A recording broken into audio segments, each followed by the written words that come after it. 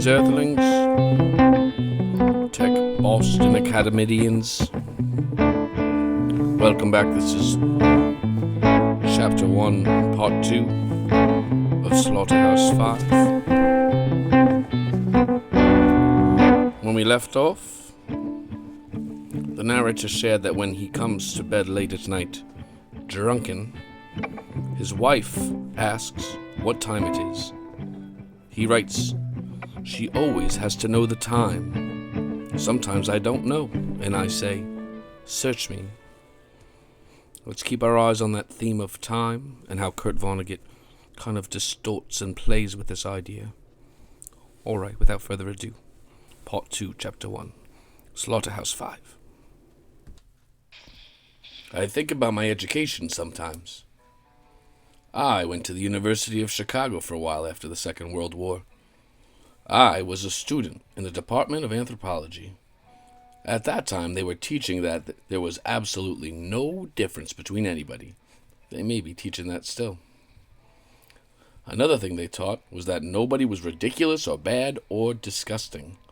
Shortly before my father died, he said to me, "You know, you never wrote a story with a villain in it." I told him that was one of the things I learned in college after the war. While I was studying to be an anthropologist, I was also working as a police reporter for the famous Chicago City News Bureau for $28 a week. One time they switched me from the night shift to the day shift, so I worked 16 hours straight. We were supported by all the newspapers in town, and the AP and the UP and all that, and we would cover the courts and the police stations and the fire department and the Coast Guard out on Lake Michigan and all that. We were connected to the institutions that supported us by the means of pneumatic tubes which ran under the streets of Chicago. Reporters would telephone in stories to writers wearing headphones, and the writers would stencil the stories on mimeograph sheets. The stories were mimeographed and stuffed into the brass and velvet cartridges, which the pneumatic tubes ate. The very toughest reporters and writers were women, who had taken over the jobs of men who'd gone to war. And the first story I covered, I had to dictate over the telephone to one of those beastly girls. It was about a young veteran who had taken a job running an old-fashioned elevator in an office building. The elevator door on the first floor was ornamental iron lace. Iron ivy snaked in and out of the holes. There was an iron twig with 2 iron lovebirds perched upon it. This veteran decided to take his car into the basement, and he closed the door and started down, but his wedding ring was caught in all the ornaments. So he was hoisted into the air, and the floor of the car went down, dropped out from under him, and the top of the car squashed him. So it goes. So I phoned this in, and the woman who was going to cut the stencil asked me, "What did his wife say?" "She doesn't know yet," I said. "It just happened." "Call her up and get a statement." "What?" "Tell her you're Captain Finn of the police department. Say you have some sad news. Give her the news and see what she says." So I did. She said about what you would expect her to say. There was a baby, and so on. When I got back to the office, the woman writer asked me, just for her own information, what the squash guy had looked like when he was squashed. I told her. "Did it bother you?" she said. She was eating a Three Musketeers candy bar. "Heck no, Nancy. I've seen lots worse than that in the war." Even then, I was supposedly writing a book about Dresden. It wasn't a famous air raid back then in America. Not many Americans knew how much worse it had been than Hiroshima, for instance. I didn't know that either. There hadn't been much publicity. I happened to tell a University of Chicago professor at a cocktail party about the raid as I had seen it, about the book I would write. He was a member of a thing called the Committee on Social Thought, and he told me about the concentration camps, and about how the Germans had made soap and candles out of the fat of dead Jews, and so on. All I could say was, I know. World War II had certainly made everybody very tough. And I became a public relations man for General Electric in Schenectady, New York, and a volunteer fireman in the village of Alplayus, where I bought my first home. My boss there was one of the toughest guys I ever hoped to meet. He had been a lieutenant colonel in public relations in Baltimore. While I was in Schenectady, he joined the Dutch Reformed Church, which is a very tough church indeed. He used to ask me sneeringly sometimes why I hadn't been an officer, as though I'd done something wrong. My wife and I, we had lost our baby fat. Those were our scrawny years. We had a lot of scrawny veterans and their scrawny wives for friends. The nicest veterans in Schenectady. I thought the kindest and funniest ones, the ones who hated war the most, were the ones who'd really fought. I wrote the Air Force back then, asking for details about the raid on Dresden, who ordered it, how many planes did it, why they did it, what desirable results there had been, and so on. I was answered by a man who, like myself, was in public relations. He said that he was sorry, but that the information was top secret still. I read the letter out loud to my wife, and I said, "Secret? My God, from whom?" We were United World Federists back then. I don't know what we are now.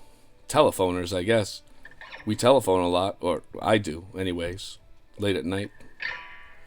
A couple of weeks after I telephoned my old war buddy, Bernard V. O'Hare, I really did go to see him. That must have been in 1964 or so. Whatever the last year was for the New York World's Fair. Eheu fugax labuntur ani. My name is Jan Janssen. There was a young man from Istanbul. I took 2 girls with me, my daughter Nanny, and her best friend, Allison Mitchell.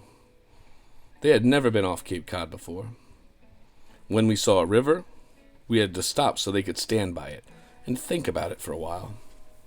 They had never seen water in that long and narrow, unsalted form before. The river was the Hudson. There were carp in there, and we saw them. They were as big as atomic submarines. We saw waterfalls, too. Streams jumping off cliffs into the valley of the Delaware. There were lots of things to stop and see. And then, it was time to go. Always time to go. The little girls were wearing white party dresses and black party shoes, so strangers would know at once how nice they were. "Time to go, girls," I'd say, and we would go. And the sun went down, and we had suppered in an Italian place. And then I knocked on the front door of the beautiful stone house of Bernard V. O'Hare. I was carrying a bottle of Irish whiskey, like a dinner bell. I met his nice wife, Mary, to whom I dedicate this book. I dedicate it to Gerard Mueller, the Dresden taxi driver, too. Mary O'Hare is a trained nurse, which is a lovely thing for a woman to be. Mary admired the 2 little girls I'd brought, mixed them in with her own children, sent them all upstairs to play games and watch television. It was only after the children were gone that I sensed that Mary didn't like me or didn't like something about the night.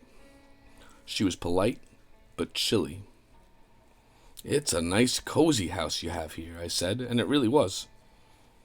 "I fixed up a place where you can talk and not be bothered," she said. "Good," I said, and I imagined 2 leather chairs near a fire in a paneled room where 2 old soldiers could drink and talk. But she took us into the kitchen. She had put 2 straight-back chairs at a kitchen table with a white porcelain top.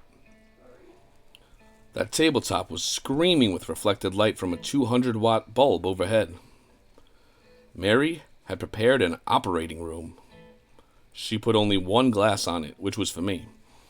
She explained that O'Hare couldn't drink the hard stuff since the war.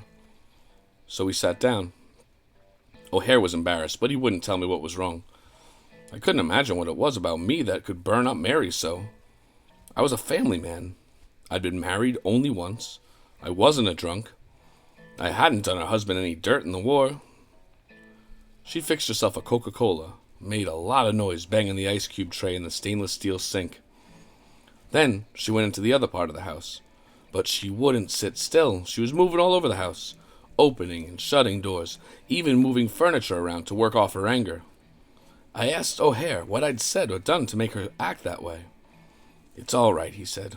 "Don't worry about it. It doesn't have anything to do with you." That was kind to him. He was lying. It had everything to do with me. So we tried to ignore Mary and remember the war. I took a couple of belts of the booze I'd brought. We would chuckle or grin sometimes, as though war stories were coming back, but neither one of us could remember anything good. O'Hare remembered one guy who got into a lot of wine in Dresden before it was bombed, and we had to take him home in a wheelbarrow. It wasn't much to write a book about. I remembered 2 Russian soldiers who had looted a clock factory. They had a horse-drawn wagon full of clocks. They were happy and drunk. They were smoking huge cigarettes they had rolled in the newspaper. That was about it for memories. And Mary was still making noise. She finally came out in the kitchen again for another Coke. She took another tray of ice cubes from the refrigerator, banged it in the sink, even though there was already plenty of ice out. Then she turned to me. She let me see how angry she was, and that the anger was for me. She had been talking to herself so that what she said was a fragment of a much larger conversation. "You were just babies then," she said. "What?" I said. "You were just babies in the war, like the ones upstairs." I nodded that this was true. We had been foolish virgins in the war, right at the end of childhood. "But you're not going to write it that way, are you?" This wasn't a question. It was an accusation. I don't know," I said. "Well, I know," she said. "You'll pretend you were men instead of babies, and you'll be played in the movies by Frank Sinatra and John Wayne, or some of those other glamorous, war-loving, dirty old men, and war will just look wonderful. So we'll have a lot more of them, and they'll be fought by babies, like the babies upstairs." So then I understood. It was war that made her so angry. She didn't want her babies, or anybody else's babies, killed in wars. And she thought wars were partly encouraged by books and movies. So I held up my right hand, and I made her a promise. "Mary," I said, "I don't think this book of mine is ever going to be finished. I must have written 5,000 pages by now and thrown them all away. If I ever do finish it, though, I give you my word of honor, there won't be a part for Frank Sinatra or John Wayne." "I can tell you what," I said. "I'll call it The Children's Crusade." She was my friend after that.